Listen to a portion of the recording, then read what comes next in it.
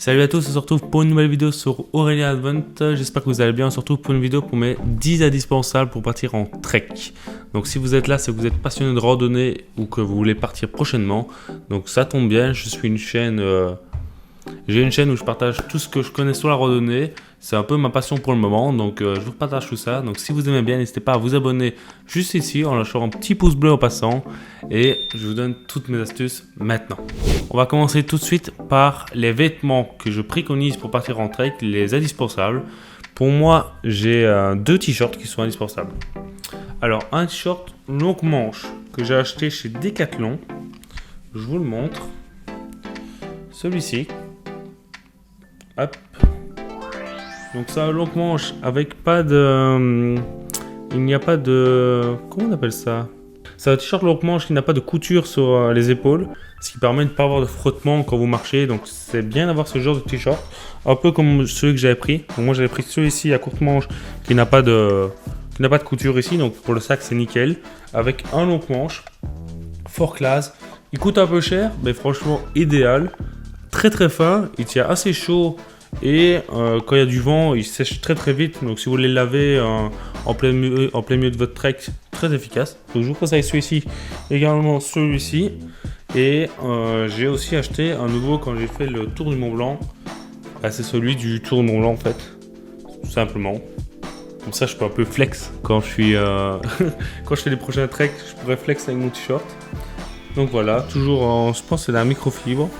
Donc c'est très transpirant, très pratique si vous transpirez pas mal. Donc pour parler du pantalon maintenant, encore chez Decathlon, moi j'aime bien Decathlon et franchement j'ai essayé pas mal de leurs trucs et ils sont bien. C'est leur pantalon de marche, comme celui-ci. Donc celui-ci, on peut pas enlever le short, mais j'ai un autre où on peut avec une tirette se mettre en short. Donc je prends deux pantalons, un qui se met en short, un qui reste en pantalon. Parce que souvent moi j'ai pas très chaud en bas. Et si vous marchez dans des chemins où il y a des orties ou beaucoup d'herbes qui viennent vous frotter les mollets, moi je trouve pas ça très agréable. Donc je préconise toujours le pantalon et une option short s'il fait vraiment très chaud. Et si vous partez moins de 3 jours, moi je vous conseille juste de prendre un pantalon avec un short. Pantalon short, pas besoin d'en avoir deux. Parce que moi quand je suis parti sur le Tour de Mont Blanc, c'est quand même bien d'avoir un hors change, il est trempé, comme ça vous pouvez le faire sécher. Donc toujours bien avoir un petit doublon. Mais si vous partez pas très longtemps, ça suffira. Pour parler du pull, moi je n'ai pris que un seul pull sur tous mes voyages, je ne prends que un seul pull, je prends celui-ci. Une polaire chez Decathlon encore. Ouais, chez Decathlon. Je ne sais pas c'est quoi la référence. Je l'ai acheté 60 € je pense. Qui tient très chaud. Si vous avez froid la nuit ou pour le matin, si vous partez très tôt le matin, si vous partez vers 4-5 heures, 6 heures du matin, il vous faudra un petit pull.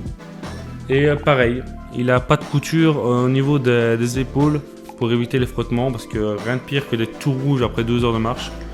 Donc, et il est moumoute à l'intérieur, comme vous pouvez le voir. Donc très sympa ce petit pull que je vous conseille également. Ça sert à rien de prendre... pour moi les vêtements de nuit, franchement, ils servent un peu à rien. Pour moi c'est juste du poids en plus. Donc je ne prends aucun vêtement de nuit, je dors juste en boxer. Et si t'as froid, bah, tu dors avec ton t-shirt de la journée et tant pis. Et souvent moi je dors torse nu avec mon boxer. Et t'achètes un bon duvet. Donc voilà, on va parler de mon duvet. J'ai acheté un bon duvet chez encore Decathlon. Et j'ai pris le confort 0 et moins 5 limite. Donc avec ça vous allez à peu près partout. Des fois c'est vrai que je regrette un peu d'avoir pris celui-ci parce que il est plus lourd. Parce qu'il va jusqu'à 0 degré. Mais plus vous prenez 0 degré, plus vous prenez une température la plus basse, plus il va être lourd. Donc celui-ci il fait combien de kilos? Il fait 1,6 kg et il est assez gros comme vous pouvez le voir. Donc j'ai souvent trop chaud avec, donc je l'ouvre. Donc je vais peut-être me prendre un autre, un 10 degrés ou quoi quand je pars en été. Parce que celui-ci est un peu gros, il est bien pour l'hiver, mais pour l'été il est trop lourd. Et un 10 degrés, vous l'avez à mon avis à 1 kg, vous avez un sac degrés, sac 10 degrés, 1 kg. Avec les chiffres je m'embrouille un peu. Mais voilà, sinon très bon. Il est en synthétique, une place. Et si vous êtes en couple, il peut aussi, si vous achetez 2 fois le même, Il peut aussi, avec la tirette du milieu, se mettre en mode lit double, couette pour 2 personnes. Donc voilà, si vous voulez voyager en couple, pratique. Si vous voulez dormir à 2, il permet d'être plus chaud. Si vous dormez à 2 dedans, il sera 2 fois plus vite chaud. Donc voilà. Mais je l'ai pas encore testé parce que ma copine n'a pas le même. Du coup, on n'a pas pu les coupler. Mais ça, c'est pas très utile. C'est plus un gadget, je pense. Alors, niveau boxer, moi, j'ai des bêtes boxers. J'ai même pas acheté des boxers de sport. J'en ai pris 3 pour 8 jours. Donc, je faisais une tournante. Et des fois, au milieu, on a fait une lessive. Donc, moi, je conseille pas d'en prendre plus que 3. Paire de chaussettes, il faut absolument en prendre 3. Je pense que si vous mettez plus de 2 jours, ça commence à être un peu limite. Niveau odeur et niveau transpiration, il y a tout qui est mouillé. Je vous conseille une paire pour 2 jours, moi. Et si vous avez l'occasion de les nettoyer, nettoyez-les. Moi, je prends toujours des hautes pour pas avoir de problème au tendon d'Achille derrière. Prenez des hautes. Sinon, vous avez un peu plus basses chez Decathlon. Ça, c'est pas des Decathlon, c'est des comment encore?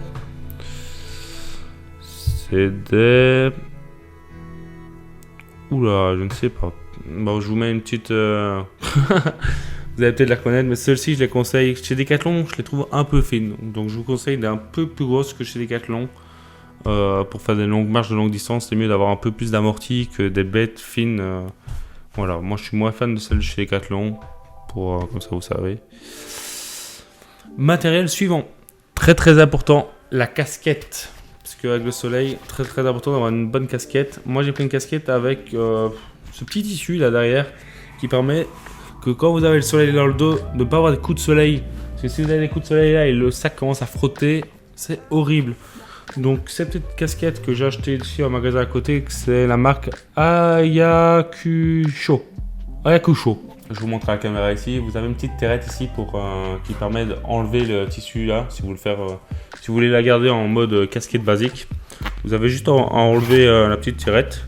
Et hop, vous avez une casquette un peu passe-partout. Voilà, très très bien. Avec pour la transpiration, elle m'a coûté 25 €. Et ça, je la mets tous les jours. Même quand il n'y a pas beaucoup de soleil ou quoi. Je sais pas, j'aime bien ma casquette. Donc c'est pour ça que ça fait partie de mes indispensables. Suivant, mon indispensable suivant, c'est les lunettes de soleil spécialisées dans la montagne. Donc utile que si vous partez en montagne effectivement, et en été souvent, c'est pour protéger des UV parce qu'en montagne les UV sont plus importantes que quand vous êtes en ville. Donc ces lunettes là sont encore chez Decathlon, spécialisées dans la haute montagne pour éviter de vous brûler les yeux, ce serait bête. Donc vaut mieux se protéger toujours avec la casquette et les lunettes. Vous avez l'équipement complet. Pour pas se perdre, je vous conseille toujours d'acheter soit la carte, soit un guide. Vous avez des guides papier, vous avez même sur internet. Si vous voulez avoir une carte sur internet, vous pouvez. Sauf que le problème avec internet, c'est que si vous avez plus de batterie, vous n'avez plus de carte. Donc une bonne vieille carte. Pour le Mont Blanc, moi je l'ai acheté. Ça coûte quand même un petit prix. Je sais plus combien, mais elle nous est tout le temps utile. Quand vous n'avez plus de balisage, pour prévoir votre itinéraire, savoir où dormir, il y a tout ce qu'il faut sur les cartes. À mettre dans votre sac, c'est pas très lourd et des fois ça peut vous sauver si vous êtes perdu par exemple. Et là en dessous, vous avez par exemple tous les dénivelés. Donc vous pouvez aussi voir le dénivelé à chaque kilomètre. Vous savez que vous allez monter l'après-midi, descendre. Ça peut vous aider vraiment très fort. Donc moi je vous la conseille.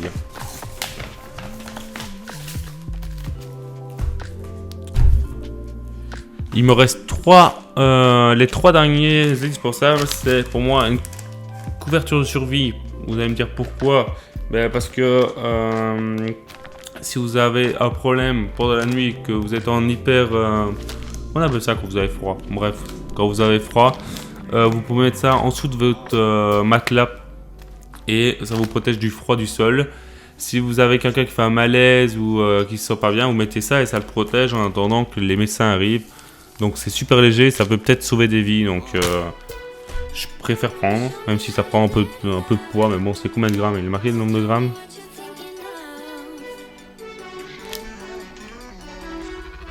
Bon, il n'est pas marqué le nombre de grammes, mais ça doit faire 30 grammes. D'ailleurs, ça tombe au sol, on n'entend même rien. Le suivant, qui est le plus important, les bâtons de marche. Alors ça, Pour moi, j'ai vu une énorme différence depuis que je marche avec des bâtons de marche et quand j'en avais pas. Ça permet d'enlever des problèmes aux genoux, de faire de plus longues distances sans être fatigué, d'aller monter, ça vous aide énormément. Par contre, je ne vois pas la différence entre des bâtons à 20 € et des bâtons à 50 €. Pour moi, j'ai acheté les Fort Class 500 chez Decathlon. Bah, on me les a offerts d'ailleurs. Et très très bien, je suis très content de ces bâtons qui sont ajustables. Voilà. Très important à avoir absolument. Bah, pas dans son sac, mais dans sa main, quoi. Et le dernier, un petit nouveau que j'ai acheté, c'est les crampons que j'ai acheté chez Intersport de Chamonix avant de faire le tour de Mont Blanc. Parce que dans la neige, franchement, ça nous a vraiment aidé. J'avais un peu des a priori sur les crampons. Je me suis dit, allez, ça sert à rien, j'ai marché doucement et tout ça. Mais quand vous êtes à 2400 mètres et que vous avez de la neige sur des arêtes, franchement, ça peut vous aider à ne pas glisser et à risquer de tomber bêtement. Donc, c'est un petit investissement. Je les ai achetés 50 €.